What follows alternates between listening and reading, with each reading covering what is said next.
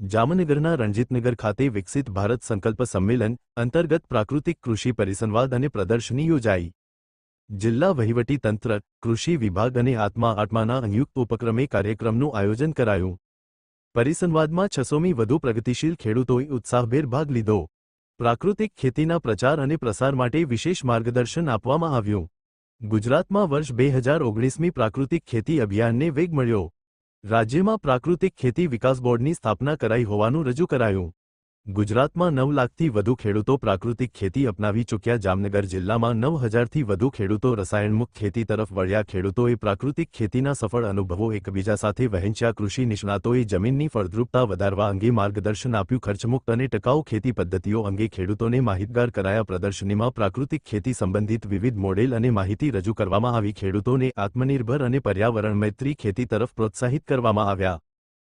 વિકાસ, વિશ્વાસ અને જનકલ્યાણના ત્યારે આદરણીય પ્રધાનમંત્રીશ્રીએ જે રાષ્ટ્રીય કીર્તિમાન અંકિત કર્યો છે ત્યારે એના ઉપલક્ષમાં આજરોજ જામનગર જિલ્લા અને મહાનગરના સંયુક્ત ઉપક્રમે પ્રાકૃતિક ખેતી પરિસંવાદ કાર્યક્રમનું આયોજન કરવામાં આવ્યું, જેમાં 600 કરતાં વધારે પ્રાકૃતિક ખેડૂતોએ પાર્ટિસિપેશન કર્યું।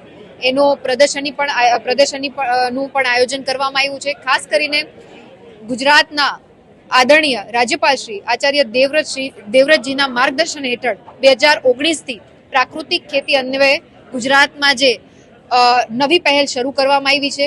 પ્રાકૃતિક ખેતી વિકાસ બોર્ડનું પણ નિર્માણ કરવામાં આવ્યું, જેમાં લગભગ 9 લાખ કરતાં વધારે ખેડૂતો અત્યારે પ્રાકૃતિક ખેતી તરફ વળી ચૂક્યા છે।